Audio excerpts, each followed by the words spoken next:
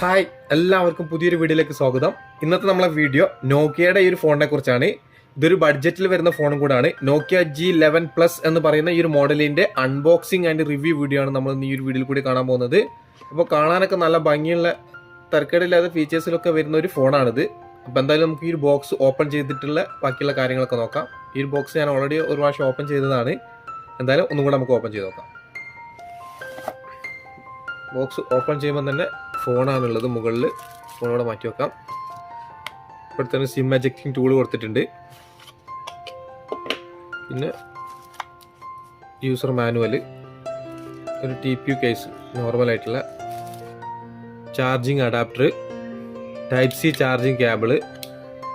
ഇതിൻ്റെ കൂടെ നമുക്ക് ഒരു ഇയർഫോൺ കിട്ടുന്നുണ്ട്, ഒരു നോർമൽ ഇയർഫോൺ. അപ്പോൾ ഇത്രയാണ് ബോക്സിലുള്ളത്. അപ്പോൾ ഇതാണ് നമ്മളെ നോക്കിയ G11 എന്ന മോഡല്. ഇതിന് മേലെയുള്ള ഈ കവർ നമുക്ക് റിമൂവ് ചെയ്യാം. എൻ്റെ കയ്യിൽ വരുന്ന ഈ ഒരു വേരിയന്റ് 4GB റാമും 64GB ഇന്റേണൽ സ്റ്റോറേജുമുള്ള ബ്ലൂ കളറാണ്. അതുപോലെ ചാർക്കഹോൾ ഗ്രേ എന്ന് പറയുന്ന ഒരു കളറിലും കൂടെ ഇത് വരുന്നുണ്ട്. ഫസ്റ്റ് തന്നെ ഈ ഒരു ഫോണിന്റെ തിക്നെസ് നോക്കുകയാണെങ്കിൽ 8.6 mm ആണ് വരുന്നത്. അതുപോലെ 192 gram ആണ് ഇതിന്റെ ഒരു ഭാരം വരുന്നത്. ഇനി ഫോണിന്റെ റൈറ്റ് സൈഡിലായിട്ടാണ് പവർ ബട്ടൺ. അതിന്റെ തൊട്ട് മുകളിലായിട്ട് വോളിയം വോക്കേഴ്സ് കൊടുത്തിട്ടുണ്ട്. ഇനി മുകളിലായിട്ട് 3.5 mm ഹെഡ്ഫോൺ ജാക്ക്. ലെഫ്റ്റ് സൈഡിലായിട്ടാണ് സിം ട്രേ വരുന്നത്. ഈ സിം ട്രേ നമുക്ക് ഓപ്പൺ ചെയ്ത് നോക്കാം. ഒരേ സമയത്ത് 2 സിം കാർഡും ഒരു മെമ്മറി കാർഡ് ഇടാൻ പറ്റുന്ന ഒരു ട്രേ ആണ് വരുന്നത്. ഇനി താഴെ ഭാഗത്തായിട്ട് ഒരു മെയിൻ മൈക്കും ടൈപ്പ് C ചാർജിംഗ് പോർട്ടാണ് ഉള്ളത്. ഇനി ബാക്ക് സൈഡ് നോക്കുകയാണെങ്കിൽ ഇവിടെയാണ് സ്പീക്കർ വരുന്നത്. പിന്നെ ഒരു നോക്കിയന്റെ ലോഗോ കൊടുത്തിട്ടുണ്ട്. പിന്നെ ഫിംഗർ പ്രിന്റ് സെൻസർ വരുന്നത് ബാക്കിലാണ്. പിന്നെ 2 ക്യാമറയും ഒരു ഫ്ലാഷും ആണ് കൊടുത്തിട്ടുള്ളത്. ക്യാമറന്റെ മൊഡ്യൂള് നല്ല അടിപൊളിയായിട്ട് ഡിസൈൻ ചെയ്തിട്ടുണ്ട്. പിന്നെ ഒരു മാറ്റ് ഫിനിഷിൽ വരുന്ന ഒരു ബാക്ക് ബോഡിയാണ് ഇതിന് വരുന്നത്. ഇത് വരുന്നത് പ്ലാസ്റ്റിക് ബോഡി തന്നെയാണ്. ഇങ്ങനെ വരുന്നത് കൊണ്ട് നമ്മളെ ഫിംഗർ പ്രിന്റ് ഒന്നും പെട്ടെന്ന് പതിയാത്തൊരു ബോഡി തന്നെയാണിത്. ഇതിന്റെ ബാക്ക് സൈഡ് നോക്കുന്ന സമയത്ത് തരക്കേടില്ലാത്തൊരു ഡിസൈൻ ആണെന്ന് തന്നെ പറയാം. ഇനി ഫോണിന്റെ ഡിസ്പ്ലേ സൈഡ് നോക്കുകയാണെങ്കിൽ 6.52 ഇഞ്ചിന്റെ HD+ IPS LCD 90 Hz refresh rate വരുന്ന ഒരു ഡിസ്പ്ലേ ആണ് ഇതിന് വരുന്നത്. അത്യാവശ്യം വലിയൊരു സൈസ് ഡിസ്പ്ലേ തന്നെ നമുക്ക് ഇതിന് കിട്ടുന്നുണ്ട്. 82.1% ആണ് സ്ക്രീൻ ടു ബോഡി റേഷ്യോ. അതുകൊണ്ട് തന്നെ നമുക്ക് ചെറിയ രീതിയിലുള്ള ബെസൽസ് ഒക്കെ സൈഡിലൊക്കെ കാണാൻ സാധിക്കുന്നുണ്ട്. പിന്നെ ഒരു V-notch ഡിസ്പ്ലേ ആണ് നമുക്ക് കിട്ടുന്നത്. കൂടാതെ 20:9 ആണ് ഇതിന്റെ ആസ്പെക്ട് റേഷ്യോ വരുന്നത്. 269 ppi ആണ് ഡിസ്പ്ലേ ഡെൻസിറ്റി വരുന്നത്. അതുപോലെ അത്യാവശ്യം നല്ല ബ്രൈറ്റ് ആയിട്ടുള്ള ഡിസ്പ്ലേ തന്നെയാണ് വരുന്നത്. 400 nits ആണ് ഇതിന്റെ മാക്സിമം ബ്രൈറ്റും വരുന്നത്. അപ്പോൾ തരക്കേടില്ലാത്തൊരു ഡിസ്പ്ലേ ആണെന്ന് പറയാം. പക്ഷേ ഇതിൽ നമുക്ക് ഫുൾ HD കിട്ടുന്നില്ല, HD ഡിസ്പ്ലേ മാത്രമേ വരുന്നുള്ളൂ. ഇതിൽ വീഡിയോ കാണുമ്പോൾ ഒരു ആവറേജ് ക്വാളിറ്റിയിലാണ് കാണാൻ സാധിക്കുന്നത്. ഒരു HD ഡിസ്പ്ലേ ആണെങ്കിൽ പോലും നല്ല ക്വാളിറ്റി നമുക്ക് ഡിസ്പ്ലേയിൽ കിട്ടുന്നുണ്ട്. പക്ഷേ സൈഡ് വ്യൂ ഒന്നും അത്ര പെർഫെക്റ്റ് അല്ല. സൈഡ് വ്യൂ നോക്കുന്ന സമയത്ത് നമുക്ക് വലിയൊരു ക്വാളിറ്റി ഒന്നും കാണാൻ സാധിക്കുന്നില്ല. നിങ്ങൾ ഇവിടെ കാണുമ്പോൾ തന്നെ മനസ്സിലാകുന്നുണ്ടാവും. ഇനി ഫോണിന്റെ ഓപ്പറേറ്റിംഗ് സിസ്റ്റം നോക്കുകയാണെങ്കിൽ സ്റ്റോക്ക് ആൻഡ്രോയിഡ് ആയ Android 12 ഇത് വരുന്നത്. നോക്കിയുടെ ഫോൺ ഓൾമോസ്റ്റ് ഇപ്പോൾ വരുന്നതൊക്കെ ഇതേപോലെ തന്നെ സ്റ്റോക്ക് ആൻഡ്രോയിഡിലാണ്. ഇനി 2 വർഷത്തേക്കുള്ള OS അപ്ഡേഷനും, അതായത് നമുക്കിപ്പോൾ 12 ഉള്ളത് 13 14 വരെ നമുക്ക് അപ്ഡേറ്റ് ചെയ്യാൻ പറ്റുമെന്നാണ് പറയുന്നത്. കൂടാതെ 3 വർഷത്തേക്കുള്ള സെക്യൂരിറ്റി അപ്ഡേഷനും ഇതിൽ കിട്ടുന്നതാണ്. അതുപോലെ ഇതിലൊരു പ്രൊസസ്സർ നോക്കുകയാണെങ്കിൽ യൂണിസോക്കിന്റെ T606 എന്ന് പറയുന്ന ഒരു ഒക്ടാകോർ പ്രൊസസ്സറാണ് വരുന്നത്. അതുപോലെ ഇതിൽ വരുന്നത് മാലി G57 എന്ന് പറയുന്ന ഒരു ഗ്രാഫിക്സുമാണ്.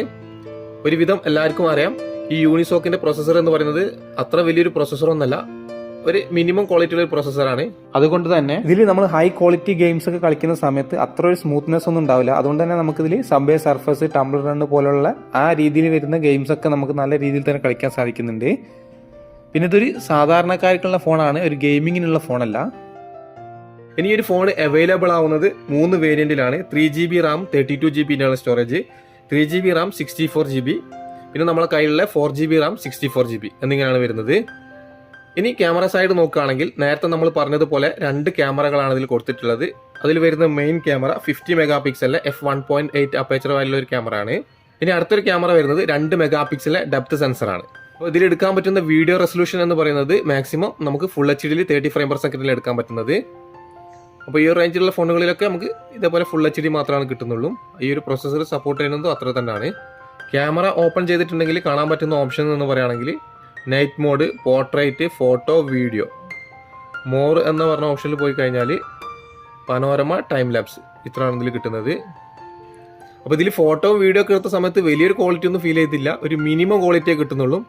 അപ്പോൾ നോക്കിയയുടെ അങ്ങനെ വരുന്ന ബഡ്ജറ്റ് ഫോണുകളിലുള്ള ക്യാമറ ക്വാളിറ്റി നിങ്ങൾക്ക് അറിയുന്നതാണ്. അതേ ഒരു ക്വാളിറ്റി മാത്രമാണ് ഈ ഒരു ക്യാമറയിലും കിട്ടിയിട്ടുള്ളൂ. ഇനി സെൽഫി ക്യാമറ നോക്കുകയാണെങ്കിൽ 8 മെഗാ പിക്സലിലെ f2.0 അപ്പേച്ചർ വാല്യുള്ള ഒരു ക്യാമറ ആണ്. അപ്പോൾ ഇതിന്റെ സെൽഫി ക്യാമറയിൽ ഫോട്ടോ എടുത്തപ്പോഴും വലിയൊരു ക്വാളിറ്റി ഒന്നുമില്ല, ഒരു ആവറേജ് ക്വാളിറ്റി മാത്രമാണ് കിട്ടിയിട്ടുള്ളത്. ഈ ഒരു ക്യാമറയിൽ നമുക്ക് എടുക്കാൻ പറ്റുന്ന വീഡിയോ റെസൊല്യൂഷൻ ഫുൾ HDയിൽ 30 ഫ്രെയിം പെർ സെക്കൻഡിൽ തന്നെയാണ്. ഇനി ഫോണിൽ വരുന്ന സെക്യൂരിറ്റി ലോക്ക് നോക്കുകയാണെങ്കിൽ ഫിംഗർ പ്രിന്റ് സെൻസറും അതുപോലെ തന്നെ ഫേസ് ലോക്കാണ് വരുന്നത്. ഫിംഗർ പ്രിന്റ് സെൻസർ നമ്മൾ നേരത്തെ പറഞ്ഞതുപോലെ തന്നെ റിയർ മൗണ്ട് ആയിട്ടാണ് വരുന്നത്. അപ്പോൾ നമുക്ക് ഫിംഗർ ഒന്ന് ടെസ്റ്റ് ചെയ്ത് നോക്കാം എത്രമാത്രം സ്പീഡ് ഉണ്ടെന്നൊക്കെ.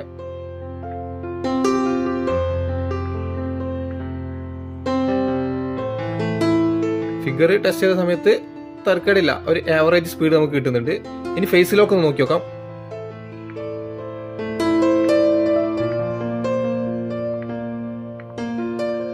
ഫേസ് ലോക്കും ഫിംഗർ പ്രിന്റ് സെൻസറും ഒരേ സ്പീഡിലാണ് ഇവിടെ സെൻസ് ആയിട്ട് വരുന്നത്. ഇനി ഫോണിന്റെ ബാറ്ററി സൈഡ് നോക്കുകയാണെങ്കിൽ 5000 mAh ഒരു വലിയ ബാറ്ററി കപ്പാസിറ്റി നമുക്ക് ഈ ഫോണിന് കിട്ടുന്നുണ്ട്. പക്ഷേ ഇത് ചാർജ് ചെയ്യാൻ വേണ്ടിയിട്ട് ബോക്സിന്റെ കൂടെ വരുന്നത് 10 വാട്ടിന്റെ ഒരു ചാർജർ മാത്രമാണ്. ഇതിൽ 15 വാട്ടിന്റെ ഫാസ്റ്റ് ചാർജിങ് സപ്പോർട്ടാണ്. അപ്പോൾ കഴിഞ്ഞ വീഡിയോയിലൊക്കെ നമ്മൾ പറഞ്ഞതുപോലെ തന്നെ ഈ ഒരു 10 വാട്ടിന്റെ ചാർജർ എന്ന് പറയുമ്പോൾ വളരെ കുറഞ്ഞു പോയി. ഈ ഒരു 5000 mAh ബാറ്ററി ചാർജ് ചെയ്യാൻ വേണ്ടിയിട്ട് ഒരുപാട് ടൈം തന്നെ നമുക്ക് ഈ ഒരു 10 വാട്ടിന്റെ ചാർജർ വെച്ചിട്ട് ഈ ഒരു 5000 mAh ബാറ്ററി ചാർജ് ചെയ്യുമ്പോൾ വേണ്ടി വരും. ഫോണിൻ്റെ ടച്ച് പെർഫോമൻസ് നോക്കുന്ന സമയത്ത് അത്ര ഒരു സ്മൂത്ത്നെസ് നമുക്ക് കിട്ടുന്നില്ല. നിങ്ങൾക്കിവിടെ കാണാം, ചെറിയൊരു ലാഗ് പോലെ ഫീൽ ചെയ്യുന്നുണ്ട്. ഇനി ഫോണിൽ വരുന്ന കണക്ടിവിറ്റി നോക്കുകയാണെങ്കിൽ വൈഫൈയിൽ 2.4ഉം 5 GHz സപ്പോർട്ടാണ്. അതുപോലെ തന്നെ സ്ക്രീൻ റെക്കോർഡിംഗ് കിട്ടുന്നുണ്ട്. പിന്നെ ബ്ലൂടൂത്തിൻ്റെ വെർഷൻ വരുന്നത് 5.1 ആണ്. വോൾട്ടേജ് സപ്പോർട്ടാണ് ഇതിൽ. പിന്നെ ഇതിൽ നമുക്ക് NFC വരുന്നില്ല. അതുപോലെ OTG സപ്പോർട്ടാണ്. ഇനി ഫോണിന്റെ സൗണ്ട് ക്വാളിറ്റി ഒന്ന് ടെസ്റ്റ് ചെയ്ത് നോക്കാം എത്രമാത്രം ലൗഡ് ഉണ്ട് എന്നൊക്കെ.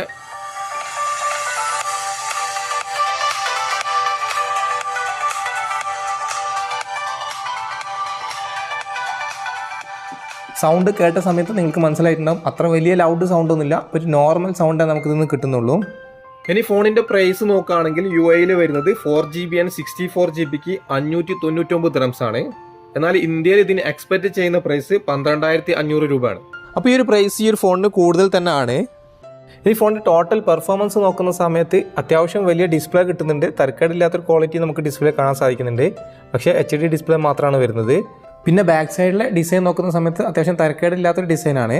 പിന്നെ ഇതിൽ വരുന്ന ക്യാമറ സൈഡും അതുപോലെ തന്നെ പ്രൊസസ്സറൊക്കെ നോക്കുന്ന സമയത്ത് നമുക്കൊരു മിനിമം ക്വാളിറ്റി ഉള്ളത് മാത്രമാണ് കിട്ടുന്നുള്ളൂ.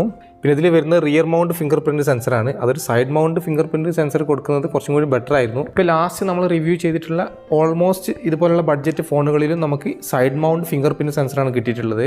അപ്പോൾ ഈ ഒരു ഫോൺ കൂടുതലും ഉപകാരമാകുന്നത് നോക്കിയനെ ഇഷ്ടപ്പെടുന്ന ഒരുപാട് പേരുണ്ട്. അവർക്കൊരു സെക്കൻഡറി ഫോണായിട്ട് കൊണ്ടു നടക്കാനും ഒരു ഗിഫ്റ്റൊക്കെ കൊടുക്കാൻ പറ്റുന്ന നല്ലൊരു ഫോണാണിത്. അപ്പോൾ ഇത്രയാണ് നമ്മുടെ Nokia G11+ എന്ന് പറയുന്ന മോഡലിൻ്റെ അൺബോക്സിംഗ് ആൻഡ് റിവ്യൂ വീഡിയോ ഇഷ്ടപ്പെട്ടിട്ടുണ്ടെങ്കിൽ ലൈക്ക് ചെയ്യുക. അതുപോലെ ഇതുവരെ ചാനൽ സബ്സ്ക്രൈബ് ചെയ്യാത്തവരുണ്ടെങ്കിൽ എത്രയും പെട്ടെന്ന് തന്നെ സബ്സ്ക്രൈബ് ചെയ്ത് സപ്പോർട്ട് ചെയ്യുക. ഒരുപാട് ടെക് വീഡിയോസും കുറേ ഫിഷിംഗ് വീഡിയോസൊക്കെ നമ്മുടെ ചാനൽ കൂടി വരുന്നുണ്ട്.